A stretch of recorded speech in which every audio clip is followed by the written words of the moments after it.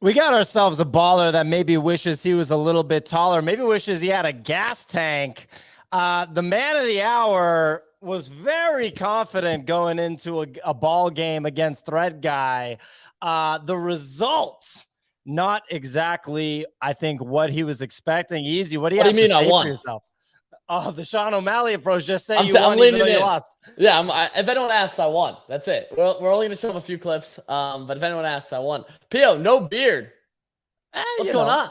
There's No, no this is beard. a first. This is a first. It's a totally different person over here. This is crazy. I was not expecting this.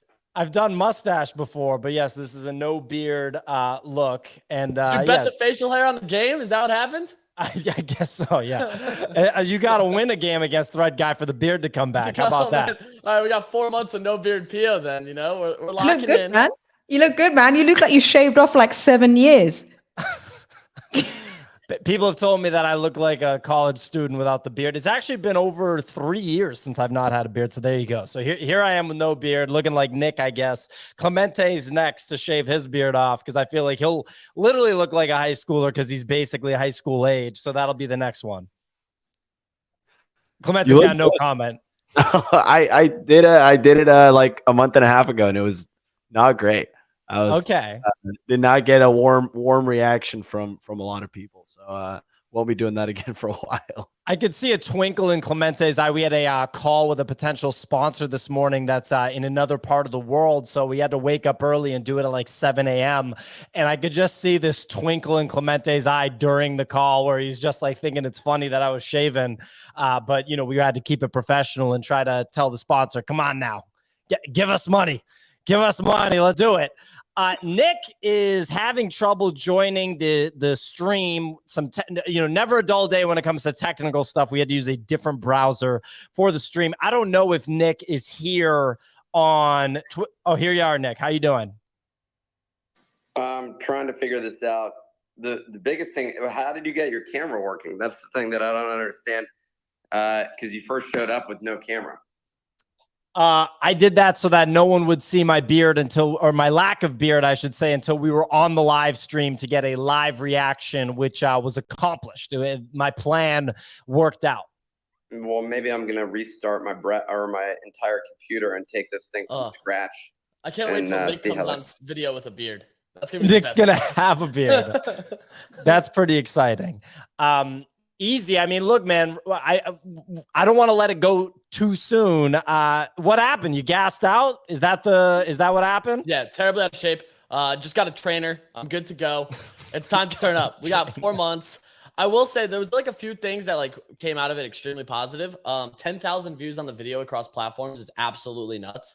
Like 7K on Twitter. So 10,000 people wanted to watch 2 JPEG people excited about this and play basketball, so that was awesome. We got hit up by a ton of people who want to sponsor an event if we do another one, which is really cool to hear and see. So I think that there's going to definitely be something at Basel. Me and ThreadGuy have been talking about it a lot. I spent the last 3 days with him. Unfortunately for the viewers, only one person played basketball though.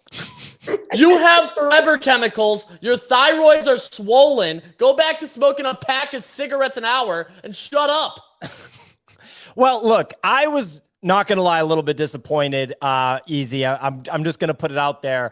To what you said about people wanting to watch it, I think it's very similar to YouTubers boxing, because it's like all Jake Paul's fights absolutely suck. If you're looking to watch a good boxing match or any combat sport, watching Jake Paul box is not the answer. His fights all suck, including the ones against MMA guys. You'd be much better off watching a Terrence Crawford. God damn. You're just coming in here and lacing up Easy, saying, Easy, you suck. No, I didn't. No, I did not say Easy sucked. I saw some definite some promise in the jump shot.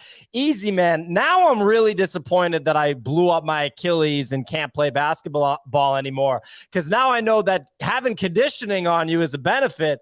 Dude, I'm so disappointed we never got to play before the Achilles rupture, amigo. My goodness, the left hand could have potentially gotten loose. My goodness. I mean, I will say the most impressive part is that now 99% of Undoc's Twitter swears they can hoop. And the people who posted videos after, I'm just saying I'm going to continue to double down.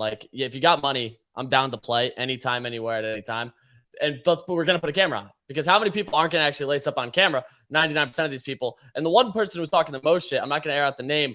I watched this guy shoot off 1 foot from half court, running around, looking more out of shape than I was. So I'm excited for it. I'm excited. We're going to set something up for Basel. I am definitely excited for that. I think we're gonna have a good time.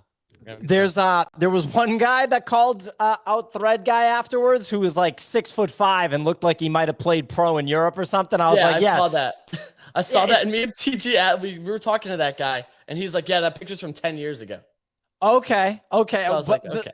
The thing is once you start getting into like actual high level sports, like where somebody dedicated their life to like a high level sport and because they had promise, because of like if there's anything that I've learned, I'm 33 years old. If there's anything that I've learned as I've gotten older, it's the genetic predisposition that somebody can have towards a sport. Like even now when I see guys in the gym, I'm like, I'm lifting really hard. That guy's lifting pretty hard, but he's just enormous. There's like the genetic predisposition when it comes to sports is so not fair. If anything, that's why it's nice that in combat sports, there's weight classes. There ain't no weight classes in basketball. If you're 6'9" and you weigh 240 pounds, you're getting picked for the team before somebody picks me. Like 6'1" 170 versus 6'9" 240. It ain't the same thing when it comes to basketball. Like I want the 6'9" guy. Signal, did you grow up playing sports over in the UK?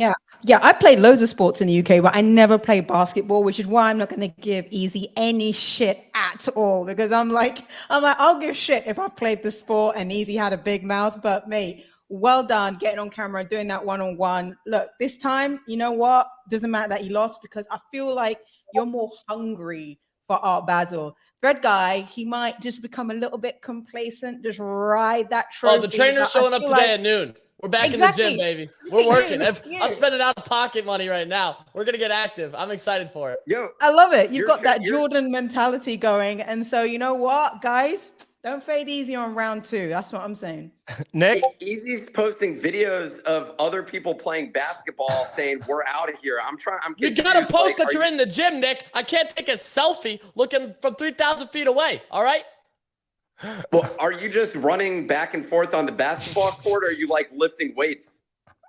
Oh, we're in the gym. We're lifting. But you got to get cardio in, because that's the big thing. I need my conditioning back. No, the lifting weights is the big thing, man. It's not just running back and forth up and down the basketball court. That'll definitely help. The biggest thing is actually not eating sugar is the most important thing, I would imagine. Is the energy wise has nothing to do with your ability to get the ball in the basket. We can talk about diet all day. I know Easy literally eats like the peanut butter sandwiches that come in a bag. So we got a lot going on there. Don't disrespect Uncrustables. Yeah, I'm just saying. I mean, you know, it's not ThreadGuy's 21. He can eat those and still perform. It's a little bit tougher when you're pushing 30. Where is Nick though? It feels like he's talking to me from like the speakers behind me, like that voice from above that's telling me how to improve my life. It's like the little voice in your head, you know? He's working on his technical stuff. I saw Bunny raise his hand. Like Bunny, yeah, he's ripping heaters. He's drinking energy drinks. He's just probably got a completely absurd health situation from a diet and exercise perspective. But don't forget, he grew up wrestling, and wrestling is quite literally the most challenging physical sport that you can do if you grow up in the United States. So Bunny, what are your thoughts, man? And when's the last time you did anything that qualifies as like physical, you know? I can still play. I think Signal brought up a good point. The fact that Easy was willing to get embarrassed like that on camera, I mean, that's something special, man. Why aren't you on camera? You're outside smoking a heater right now. Won't even throw the camera on. We're waiting for you. Where you at? That was a funny comment, Bunny. Thank you for that one. Yeah, I mean, look, at the end of the day, basketball is a sport where if you're tired, you just end up not defending the guy and he just blows past you. If you did that in a combat sport, you're getting stopped. And by the way, in combat sports, it takes even more gas. Like people gas out at the professional level, whereas in the NBA, you don't really see anybody gas out. Yeah, Bunny is out here cutting weight in high school, wrestling grown men. It's a hard thing to do. So you got to put respect on Bunny's name, even though he's literally smoking cigarettes on a daily basis now, which is pretty ridiculous. Nick, what's so funny, Nick? You're just sitting up here, literally just shaming everybody, being like, "Oh, what you eat last night?" What is going on? It's part of the game, man. You got to get your shit together. Americans are out here eating stuff that comes in a bag or a box that's filled with seed oils, and then they expect to be able to perform athletically. It's just not how it goes. Got to go down to Australia and dial it in the way they do. They keep fit. Nick, people were liking your videos with influencers at clubs over the weekend. That was a lot of fun, huh? I almost pulled over. I was out yesterday and I was on the bike and there was a girl just sitting there with the exact same selfie mode. I didn't realize that the selfie turned into selfie videos. It's interesting seeing people doing selfie videos. That's as good as it gets. So yeah, I thought it was enjoyable. I got a bunch of people talking smack about the video, but what do you mean talking smack? What could they possibly say? That your selfie video wasn't as good as the gentleman behind you? They were telling me that I wasn't a model, and I was. What they were telling me was they don't understand the joke. Those people need some help. Then this is about as simple. This is like the simplest joke ever. This isn't exactly like a Louis C.K. long bit. This is pretty straightforward. Well, anyways. No, it was fun. I had a good Saturday night. Just respond with a Norm Macdonald joke and let him know. Let him know. Try to figure this one out then. If you can't understand I'm doing a selfie video next to a person doing an actual selfie video, taking themselves seriously in New York City. How was the Mark Rebier performance? Why don't you tell people how you were able to scope that one out? It was pretty easy. I had the alerts on his video because he said it was his last one. So he does random performances in New York City? No, it's every Sunday. Okay, so but at a random location. At a random location, but the commenters there, I just went on YouTube, looked at the comments. They called the spot. I was prepared in central Manhattan, waiting for the alert to go off. It went off, and I went down there. Okay, so that was my goal for Sunday. You got on your bike, you went to central Manhattan because you're like, this is a good central location for me to be able to fly over to wherever. Those are the logistics, Pia, correct. Well, I thought it's interesting. You kind of breezed over the only interesting part, quite frankly. Everything else that you said was pretty boring, but thank you for, I'm glad that I was able to kind of give you a little bit of color there, buddy. That was pretty good. Everything else you said was really boring. Signal, I was gonna just ask, what was your weight and height? As Pio was fascinated with the quantitative data of sports. You don't ask women this. That's okay. No, when I was doing combat sports, I was around 5'4" and about 54 kilograms. Was that I was 105? We don't do kgs over Yeah, I here. know. I'm sorry, guys. I don't know what that is in pounds. 120. Like 110, 120. Oh, don't just be adding 10 pounds on there, PO. Don't just add 10 pounds to my weight. I was. That's competitive there. I think you could have. You're just pure. Yeah, muscle. but I was light. I was in the light class, so I was still like teeny tiny. But good things come in small packages, man. But to be honest, most of my sports that I did were nothing to do with weight. Nothing to do with weight. I was more of just run, keep running, and don't stop running until you see a line that tells you to stop. That was my specialism. Wait, so you were focused on running, not on combat. So you said when I was involved in combat sports, and then you gave your weight and height, and now I'm like, wait, was she legitimately involved in combat sports? I did both. Taekwondo? I did both. I did taekwondo, jiu-jitsu, boxing, and those are the three. And then I was also doing running as well. And actually, Pio is so right. The key to being a good boxer is that you need your legs, man. Everyone thinks it's in the upper body, man. It's all about the legs. And now Easy's finding out that he needs to start doing those morning runs. So go, Easy. Go do that morning run. I mean, we're gonna see. We're gonna see. I might literally put basketball sneakers on. I'm looking up a new physical therapist to get this Achilles to 100%. Because I've been pushing it a little bit. You got 4 months. The Basel runs are happening. Battle for Basel is going down. We'll see. Oh, well, ThreadGuy did text me that there might be a what's it called? A 3-point contest, which I will 100% participate in. That wasn't my core game, but at this point, you just never know. I might be able to light some people up. Anyway, today we're going to discuss the pumps that occurred in 2 art collections in the NFT space over the weekend. We're going to discuss the two NFTs pumped this weekend. It's a hot market, Nick. It's a hot market, baby. There was a huge decline in Friend.Tech activity, which is, I mean, I'm just shocked. Nick, how shocked are you in the huge decline in Friend.Tech activity? Could you have ever seen that coming, Nick? This is a disaster. I don't know. I also saw that a bunch of the old, apparently like the shift of the market switched to OnlyFans. People was like the accounts that were pumping as a result of it, and then everyone was like, we found the market.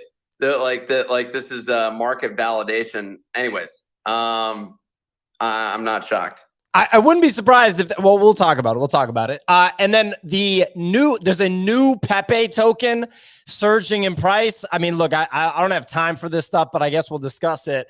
We'll see what happens. Let's dive into the weather report. Sig, please take it away. Sorry, Pierre, you said I don't have time for this stuff, but this is the whole show, guys. We're going to be talking about what's happened. Just so you all know, we are going to be talking about NFTs. But Monday, August the 28th, it's almost the end of summer before we hit fall. How's the market looking? Well, market volume came in at 8.6 million, Blur at 3.4, OpenSea at 2.8. Ouch. Most of the NFT market price action, well, the PFPs are pretty much flat over the weekend, but they have been in the green over the last 7 days, with Azuki up 32% to 4.6 ETH, while Bored Apes are also up to 26 ETH after the 22 ETH bottom early last week. Looking at crypto, well, NFT marketplace looks rare. The Lux token is up 16% over the last 7 days after the rollout of the YOLO game. That allows users to contribute NFTs, ETH, and Lux to a pool, which is then raffled off to one lucky player. Onto PEPE. PEPE is down 20% over the last 7 days after the team sent over 15 million of the tokens to exchanges, but a new PEPE token has been launched that is up over 500% in the last 24 hours to a 22 million market cap, if you were able to capture that. Over the past 24 hours, well, it's Winds of Yawana. Winds of Yawana. Excuse me? I know, sorry. I'm skipping over consonants and vowels here. By Rafik Anadao. That is a collaborative piece between the Brazilian indigenous community, Wayawana, and obviously Rafik. That passed a 9 ETH floor, marking a 2.5x gain from its floor price earlier this week. The collection has pulled back since the all-time high and is now sitting around 7 ETH. We're going to see a reveal happening at the end of September on the 30th. Sam Spratt, he was on the show last week. The Artist Play edition has surged to 7 ETH floor before slightly pulling back to 5.1 ETH as the Council of Lucci have come together to vote on the top observations left on the Monument game. A Skull of Lucci also sold for 90 ETH, which is an all-time high sell for the collection. Friend.Tech, well, we just talked about it, but that has recorded less than 1,600 transactions yesterday. That is down 95% from its highs of over 38,000 transactions in one day just a week ago, leaving many people asking, is the platform even viable? And lastly, over in gaming, Rec League's box rarity went live and its floor experienced that typical post dip. It went from 0.12 down to 0.05, with the rarest Yuga box holding a 0.7 ETH floor. On August the 31st, Coda holders will be able to claim an exclusive founders box, which will then be assembled to become a mech, and you'll be able to trade it on secondary after the user wins 3 matches. That is all for now in the weather report. It is back to you in the studio. Fantastic weather report as usual, Signal. Forget about pronouncing winds of Yawanawa.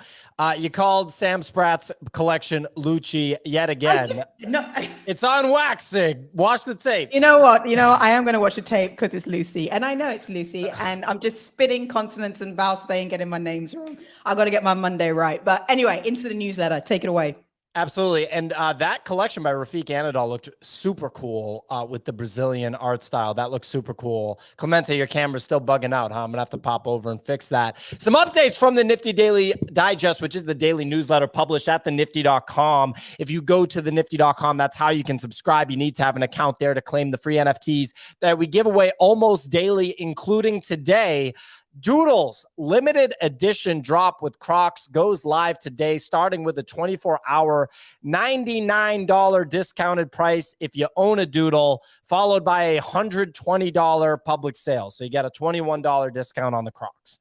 Pudgy Penguins announced the debut collection for Igloo, their new clothing brand aimed at catering to a wider clothing audience as they continue to grow their top of funnel. Very interesting stuff there from Pudgy Penguins, some new merch. Last but not least, Super Rare announced that Sam Spratt is the artist for their August Rare Pass special release. On August 31st, 3 unique one-of-ones will be randomly airdropped to Rare Pass holders. Damn. Is the price of Rare Pass pumping hard or what? They went 8.6 all the way to peaked at 15, and now they're 13.5. That's not surprising. That's a big one right there. That's crazy. 3 Sam Spratt one-of-ones. Sam Spratt doing it right, releasing one artwork at a time instead of like 6,000 at a time, the way a lot of these artists do. Those are your updates from the Nifty Daily Digest. Let's dive in and talk about Mutant Saturday. Oh, Nicky boy, but I think you're on the wrong mic, buddy. You got a lot of feedback. Ton of feedback. Good God. I hear all the air purifiers going at the same time. I'm going to have to mute you, buddy. You sure there's still feedback? You are so on the wrong mic. It's like we can't even talk about it. You sound like you're in an airplane bathroom. Real quick, Yuga's Mutant Saturday. Easy. How was the party? It was good. It was good.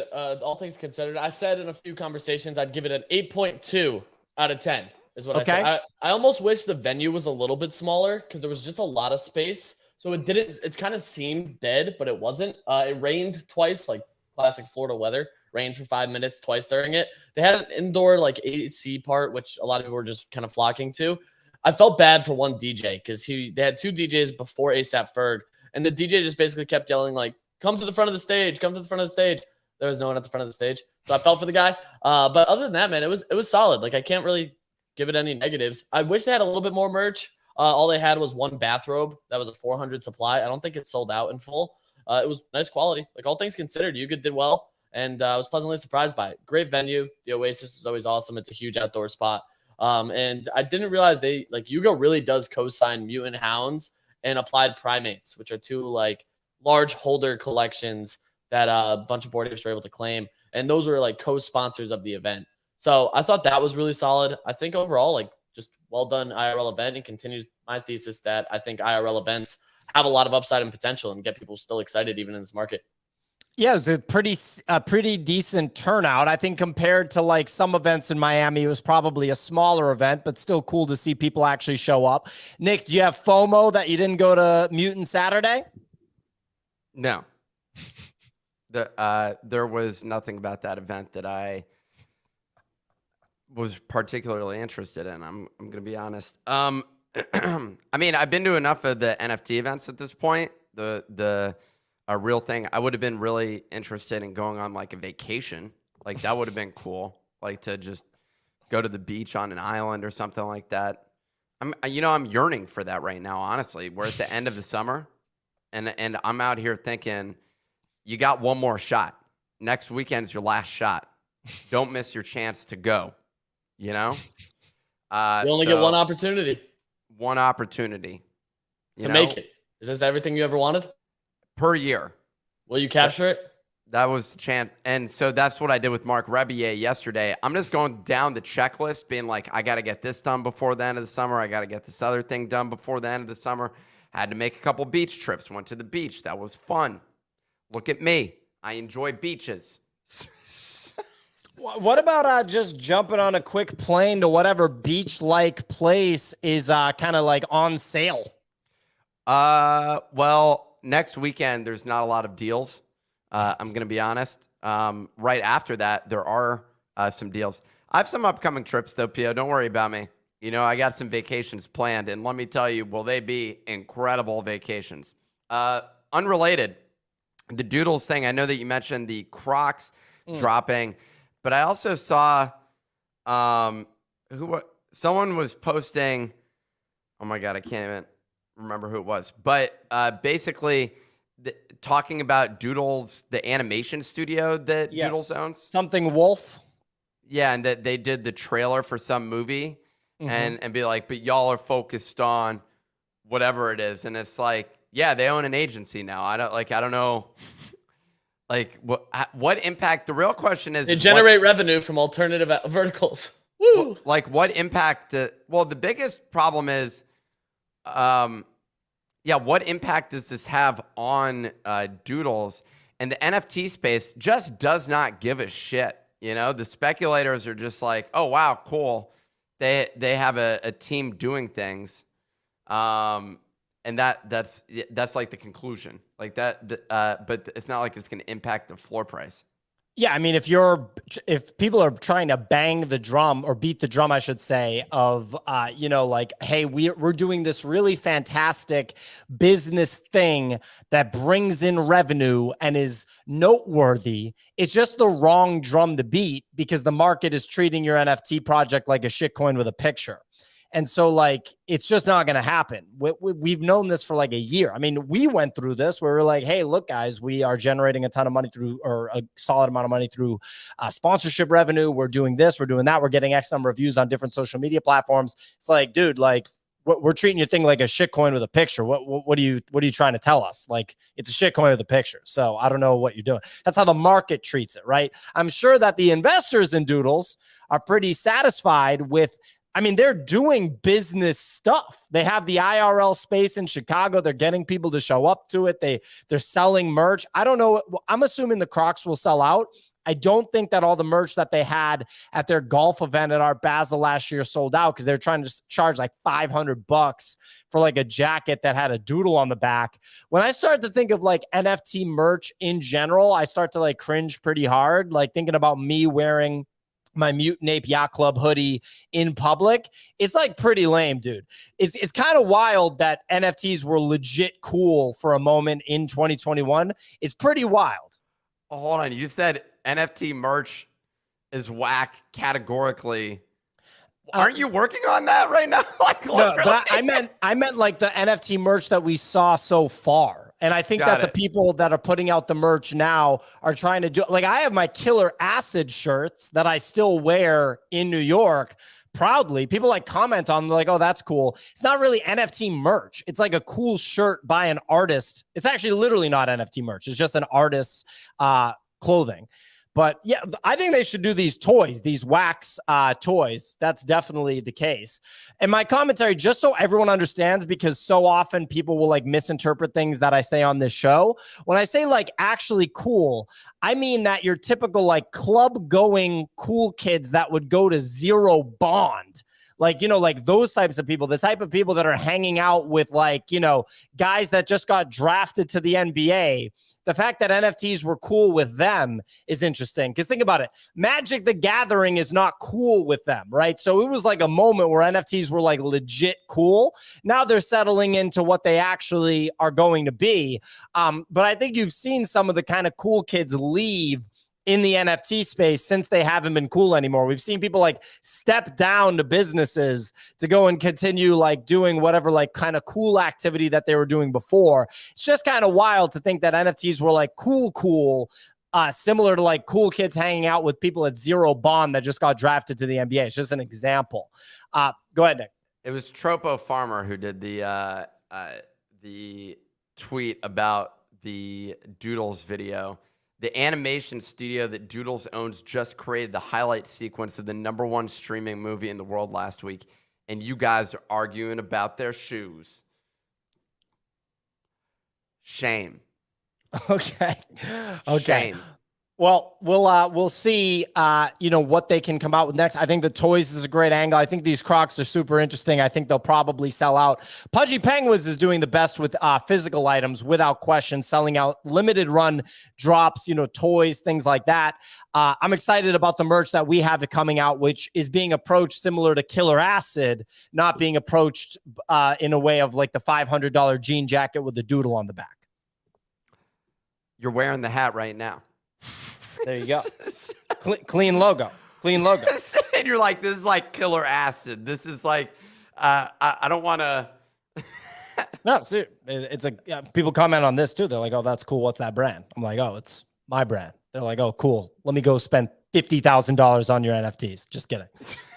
Just they don't immediately. That's not. So, ladies and gentlemen, just so you know, that's not how a normal person thinks, right? It's not that I tell them, oh, I have like a digital collectibles brand, and they're like, oh, cool, let me fire up a Solana wallet with 50K and just go to town. That's just not how normal people like in the sauna of my building think. Fun fact: someone in the sauna yesterday was talking to me about FTX, and he was like, these celebrities didn't do any due diligence. They didn't do any due diligence. I was like, what did you want them to do? Penetrate the inner workings of the executives at FTX over the course of months and figure out that Sam Bankman-Fried was actually running a backdoor scheme to fund his hedge fund with the FTX customer funds that only 3 people in the whole world knew about? I Is that the due diligence you were looking for? Definitely penetrate the executives. Anyway, is Friend.Tech dead, or is now the time to get on the platform? Easy. What do you think, buddy? I don't know if I'd call it dead per se. I mean, I'm not spending any money on there, but I like the people who are like, dude, it's not dead. It's just a bunch of diamond hands. And I'm like, all right, yeah, sure. Let's go with that. The whole dead or not argument, I think there's something for it, but as soon as they drop pictures, it was inevitable that we were just going to go towards the adult entertainment industry for it. And that's where you're seeing a lot of the upside. So if you can get in early on a nice adult entertainer on either side of the coin, you can make some coin, is what I've been hearing. But I've been sitting sidelines on it. I'm not dumping money into it. We've seen basically everyone's saying it's dead. It's all like NFT bros, right? And like NFT volumes at its lowest point in like over 2 years, right? So like if Friend.Tech's dead, then NFTs are just as dead. Well, I think that the integration with the adult film industry, if that's still what they call it, is inevitable with crypto. I've actually seen the gentleman from Tire Robotics, Tom, right? What's the Soulport Tom? Tweeting about it quite a bit. You're going to see a full proper integration, like a 1,000% full integration with it. I don't know if it's going to come through Friend.Tech. The question with Friend.Tech is just whether the people that are building the platform are actually committed to building the platform long term. That's the whole question, right? That really is. Does it? I am curious though. Like, what kind of problem does a Friend.Tech for like an OnlyFans model solve? Wouldn't she just want to go on OnlyFans, like, maximize subscribers instead of selling like 200 tokens and try to drive up the value of those? Wouldn't it make more sense to try to sell as many $10 per month or whatever it is subscriptions per month? Why would she want to limit herself to 150 holders? Well, I think it's more that the price on those limited. People want to make money however they can, Clemente. So I'm going to first educate you on the way the world works. If she has the opportunity to make a lot, or maybe he, if they want to, or if they want to go and make money, I think the biggest thing is half an ETH is $1,000 basically, or somewhere. Now it's like $40, but somewhere in that range. And like that's a lot more than the average subscriber to someone's OnlyFans. So my guess is that's kind of like where that exists. The reality though is I think you could probably charge the same amount. I don't know what the way the splits work. I know nothing about that. So you got a good point, Clemente. Royalty, 5% goes to the Friend.Tech creator, 5% goes to the business on every transaction. No, but I was saying for OnlyFans, I don't know how that model. I'm not sure. Sure you don't. Nick, make one and find out. Maybe I will. And it's going to be videos of me having fun with my Instagram co-models. There you go. Love to hear it.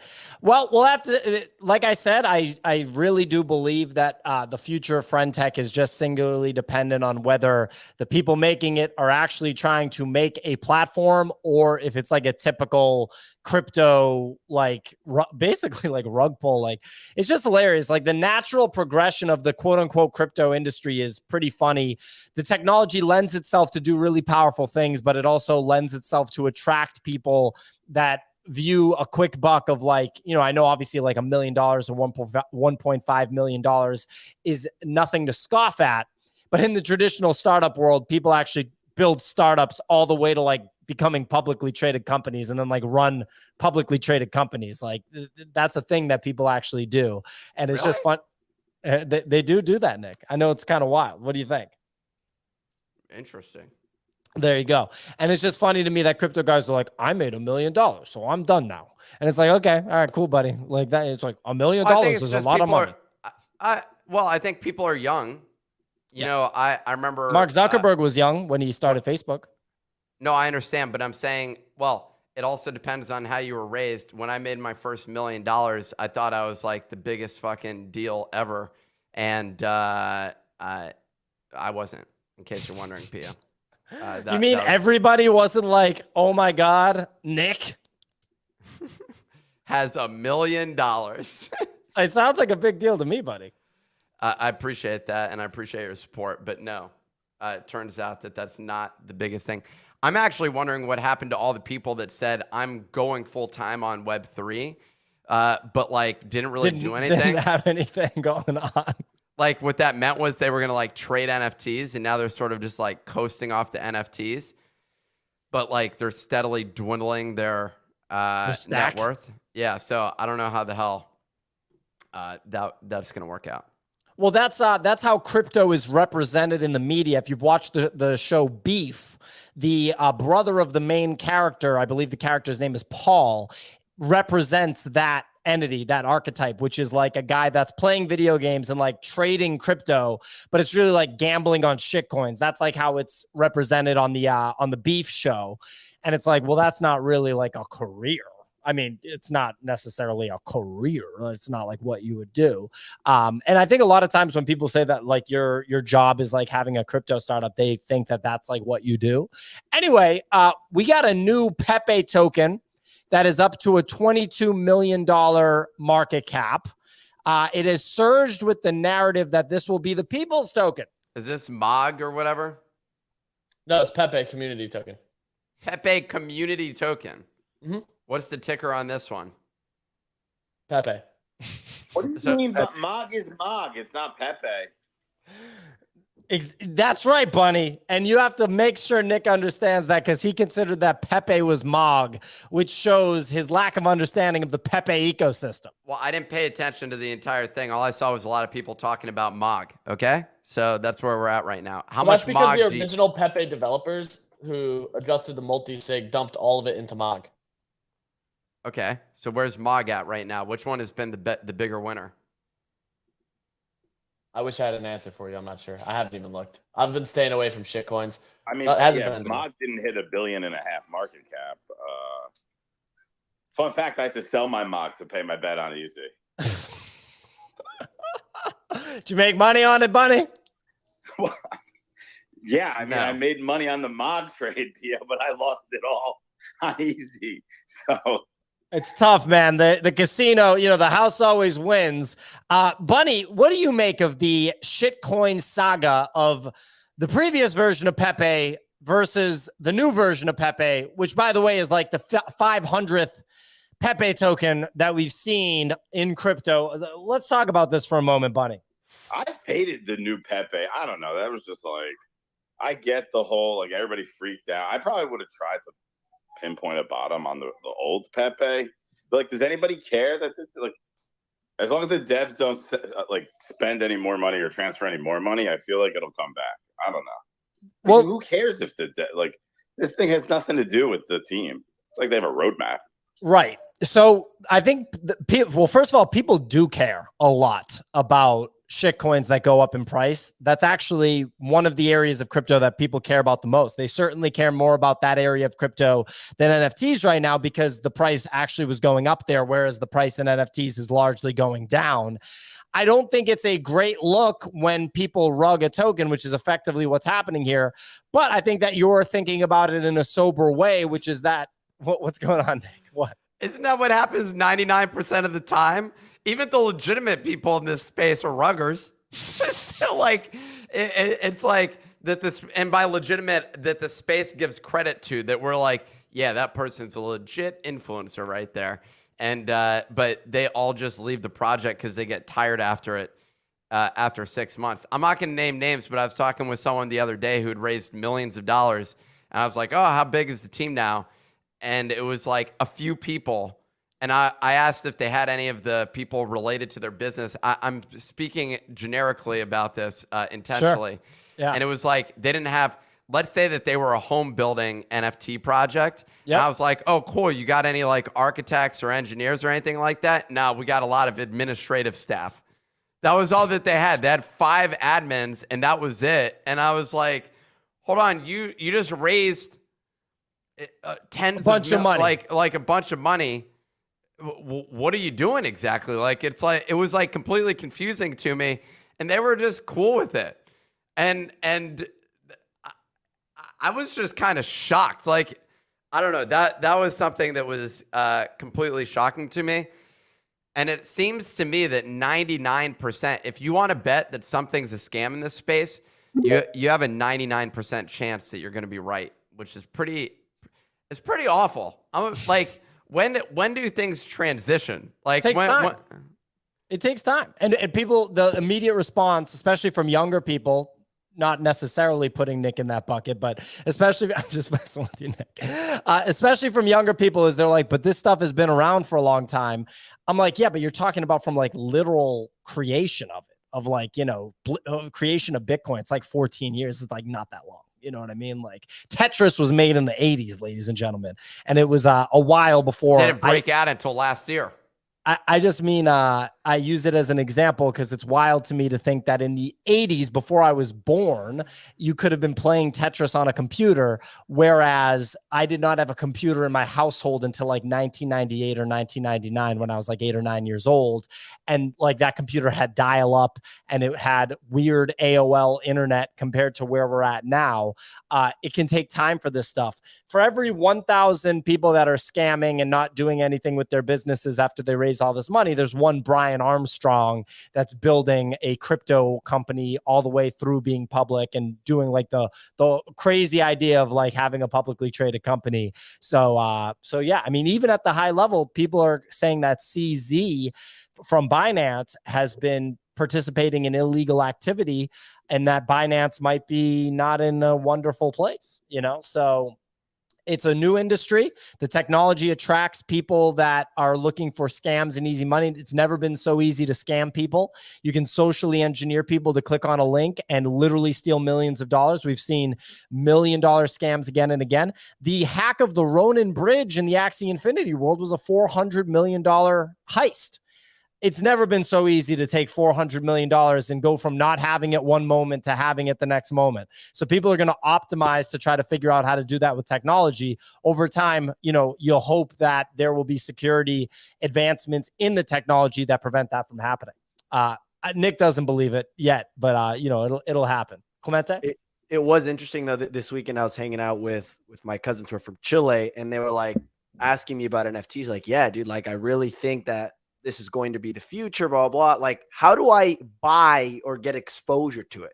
And I literally told them, dude, do not don't touch this place with a 10-foot pole right now. Anything you buy right now, unless you have like $20,000. Talking about NFTs or yeah, Bitcoin? NFTs. Oh, okay. NFTs. And because they were like, they have crypto, but they're like, and then buy Bodagos. They can buy what you're building. Right. Right. But for them, it was like they were interested in it, and they were like, how do I get some sort of exposure to it? And I was like, there's not really anything you can. And you said, you know, that job I have, it's a complete scam. Well, Clemente's coming and working in person in the common area of my building today, so I'll be sure to give him a smack on the back of the head for that one. But anyway, let's actually talk a little bit about technical analysis because a lot of people in the space do enjoy that. Nick and Easy can lead this. Over the past 7 days, almost all crypto has, I mean, that's a loose almost all the big players in the crypto space have fully recovered from the dump early last week. The 7-day performance is only a 1%, 1% pullback on Ethereum, 3% pullback on Solana, 0.38% increase on Bitcoin. Nick, what do you think about the crypto, price action right now, the technical analysis corresponding to crypto? Apparently, I have to quit and reopen Google Chrome in order to share my screen. But here's the deal. I'm looking at the chart, so I can describe it with words, which I'm sure the Twitter people will really appreciate. The thing I was going to say is, I don't know that it's fully recovered. Like, Solana's down over the past week. It seems to be on a slow bleed right now, for example. I was aping in much higher. I also aped in lower, so that's good. So I may have to continue aping. But I don't know. I mean, Bitcoin technicals look bad. We're broken. It all hinges on the ETF. Like, that's what everyone's betting on, is like, as soon as any ETF news, positive or negative, is going to kind of dictate. We're in this like ugly chop that I don't think is going to stop anytime soon at the moment. And I just think we continue to chop for an extended period of time. Probably until next year, to be brutally honest. And it's just a game of survival right now. Like, we've been talking about it for a while. Like, if we range from 22 to 28K for 6 to 8 months, how many more people leave the space? This weekend, there was a lot of people tweeting about like all the people leaving the space, saying like basically wishing they're saying their goodbyes, And that's kind of like where we're in this dull, boring market phase. What? So who are the people that were leaving? Because I saw that this weekend. I kept seeing those tweets, but I didn't see anyone leaving. So clearly I don't follow the people leaving. So do you know what? I like almost just want to bite my tongue. Well, please do for 1 second. So the 1 month on Bitcoin, for example, it's pretty crazy how stable the Bitcoin price has been over the past month. It ranged between 29 and 31, basically, like this 2K range, but it was like flat / slow bleed. And then a week ago, it dropped, or a little over a week ago, but the price is basically flat. Like, it's actually one of the craziest charts. There's very little volatility actually within the crypto space, other than the fact that it did drop down to a new level. ETH had a similar thing where it was hovering around 1850. Now the new range is 1650, but it's just not like there's just no activity. I think in order for volatility to happen, you need volume. And I think maybe the volume has potentially disappeared. But look at that. I mean, this chart is crazy. This is like 2 flat lines, which is pretty insane and pretty boring to be trading overall. And so people saying, hey, I'm leaving the space. Yeah, I mean, there's nothing to be done here. Like, it's literally just like sitting there, active, which is good. It's a good time to be building. The space is boring. And I'm curious who the people were leaving. It feels like maybe the whole meme was just pretending you were subtweeting. Well, look, the people quote unquote leaving are people that will never be able to get rich under any circumstances ever. They're literally telling you, I can't get rich. It's impossible, because they view, because they're basically treating this whole thing like a casino. And it's like, just go to Vegas and do that then, because what they're saying when they leave is they're saying, I can't buy something today and sell it tomorrow for like 5 times what I paid for it today. Or I just keep buying terrible shit coins and getting lit up like a Christmas tree. It's like, dude, this is the perfect environment for you to crazy idea. Ready, everybody? Crazy idea. Have a job, make money, take the money and invest it into something you believe in the crypto space. Want to know what those things probably are? Bitcoin, Ethereum, and if you're like Tesla stock. Well, sure. But I was going to say Solana. Like, I'm very excited about Solana. I've been accumulating Solana. When these pullbacks happen, because Solana was what? Was it $32 like 6 weeks ago? Easy? No. No, it's like 9 weeks ago. yeah, I think it's high. It hit 33 on a single day candle. Like just absolutely gigascent and then retraced pretty damn Can you hard. put that mic further away from your mouth? Easy. Sorry. He's doing the Spencer. This is the.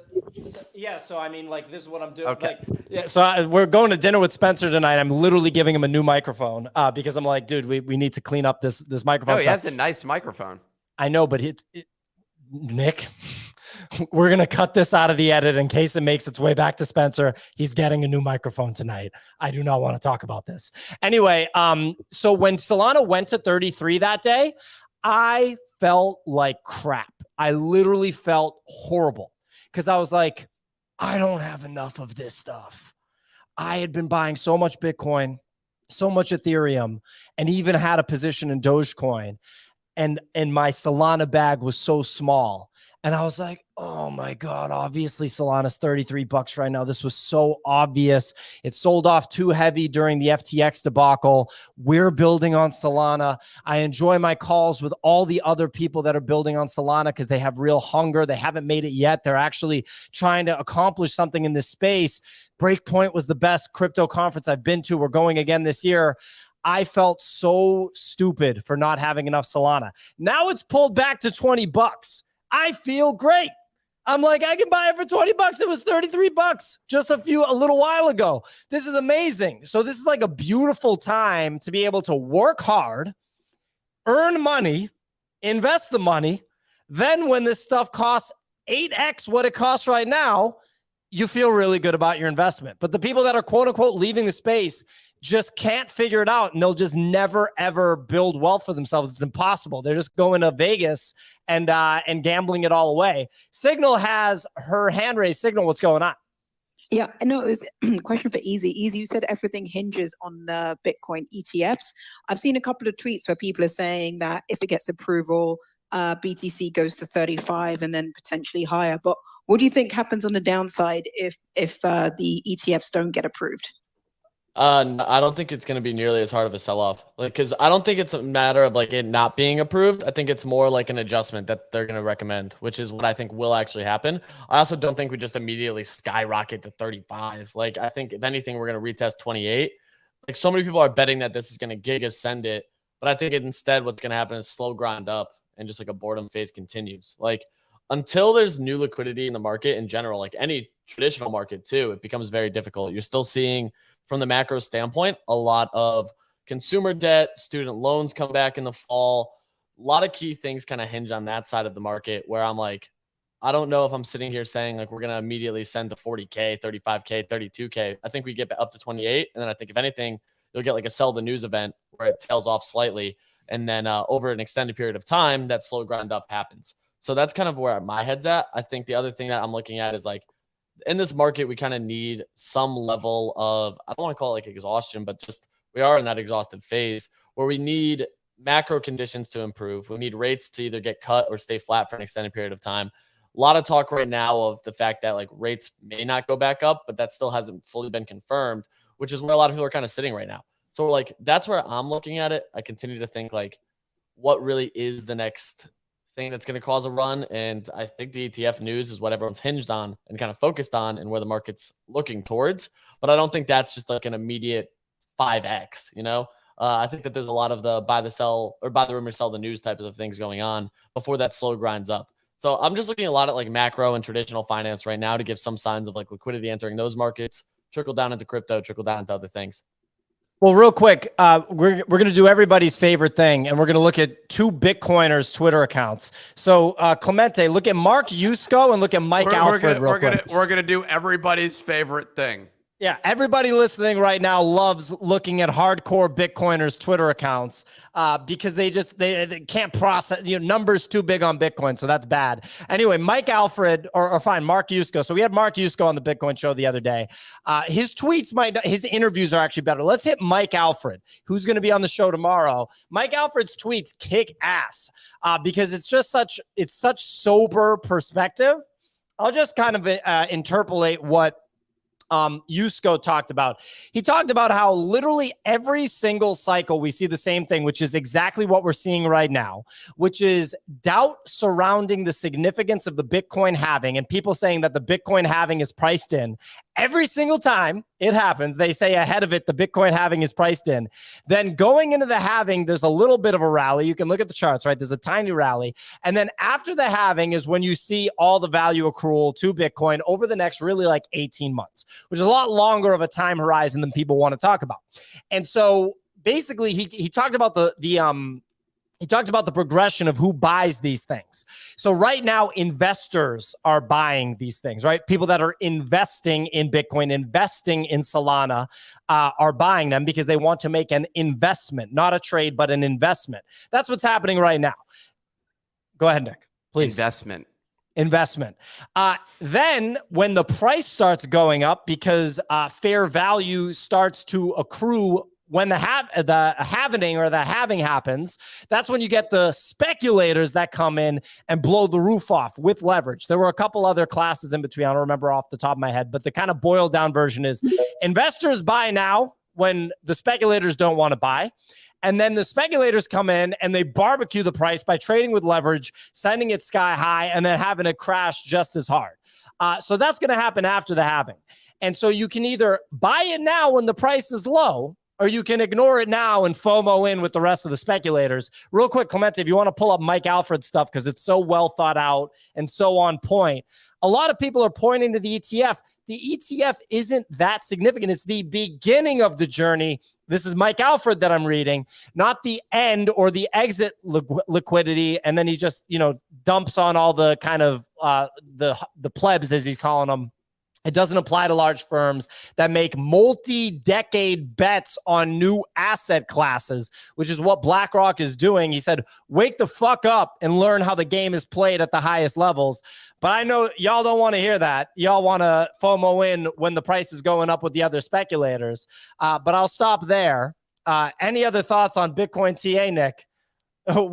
What's the price going to do tomorrow, buddy? Was that like a dig? It's a dig at TA, boys. After you went on a whole rant talking about, like, quoting this guy, how about you come up with your own thoughts? Huh? I've been how about you come up, write your thoughts. own thing? Let me throw all these things this guy has to say. What do you think about the fact that this is the longest bear market that Bitcoin has ever experienced? How does that work with happening? That's better. There's more upside on the other end. Loving the dead air that you supply the audience with, Nick. Anyway, last segment. I did that intentionally. That was an awkward silence. I was trying to make you uncomfortable, and mission accomplished. Last segment, winners of the week. Sam Spratt's player editions, and we'll try to say this word again, the Dmitry Cherniak collab with Brazil. Wins of Yawanawa. Sam Spratt. Anadol. Who did I say? Dmitry Cherniak. Oh, my bad. I confused generative The art. reason people. the wins of Yuanawa ran too was there's a few trad art collectors who commented on it on Twitter, and they said that this is the moving version. I forget what the comparative was, but they called it a moving version of some art thing that got people excited. So it sent it to like 8. Clearly, I'm not an art guy, but I'll hit my art guy and see what it was. But yeah, they sent them from 2 to 8. So it ran over the weekend. Well, Rafik is motion art Fidenza. That's what it was. Bunny listens. Motion. So someone was calling this motion art Fidenza. Yeah. Interesting. I mean, Rafik Anadol is like a really big time digital artist, generative artist. His work's obviously crazy. This work's really cool. As an MMA fan, this is reminding me of Alex Pereira when he sports the Brazil like tribal paint or whatever. This is super cool stuff for sure. It looks cooler when it's on a giant screen. That's the thing. Like when that museum, which had the Rafik Anadol stuff, that shot was pretty epic, and people seem to really enjoy because it looked awesome. This one, well, right now it's very choppy on your screen, Clemente. But is there only one of them? This is unrevealed. They reveal on September 30th. How many of them are there? 1,000.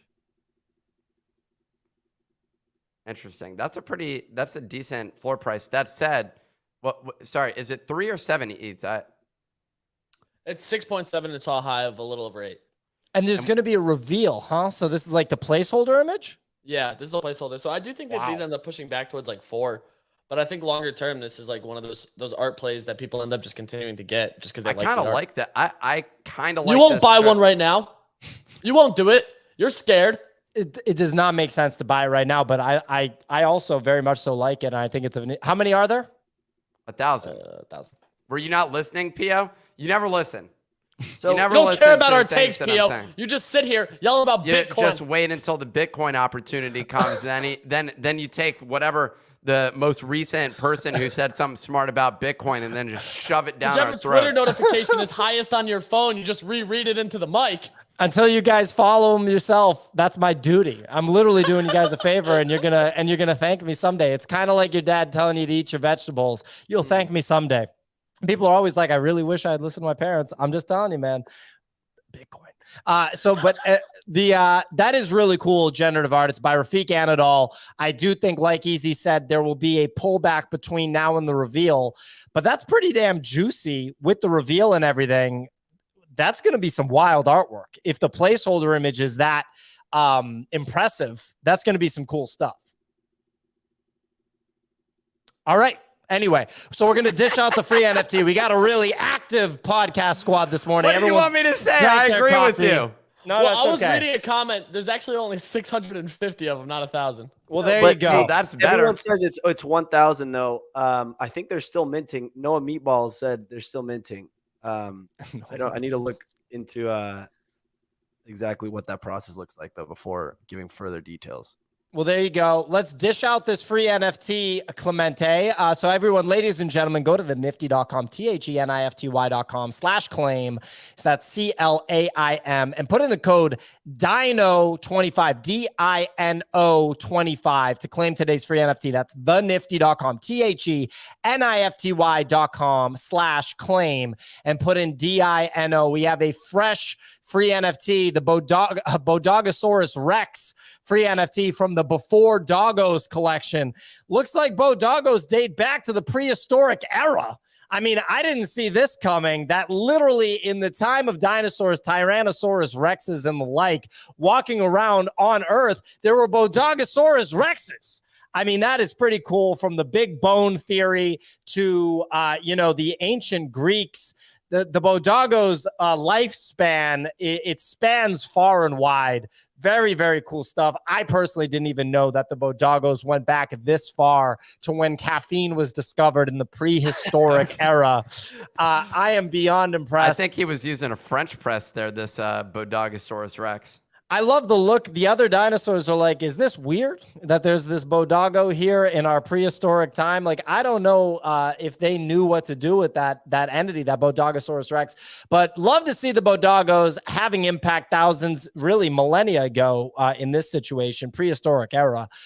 Go to the nifty.com/claim, put in the password DINO25 for the free NFT. That's our show, ladies and gentlemen. The show is also available on Apple and Spotify podcast. If you want to actually watch the video stream, it's on YouTube. We're going to be starting to upload it on Twitter also. So if you want to stick around on Twitter and actually see the video stream after we finish the live spaces recording, you absolutely can do that. So pay attention for that. Coming up very soon, Elon is encouraging podcasters to upload full-length video podcasts to X, and we're going to take them up on that. Anyway, we'll be back tomorrow. The show is Monday through Friday, 9 a.m. Eastern time, each and every week. We appreciate everybody listening.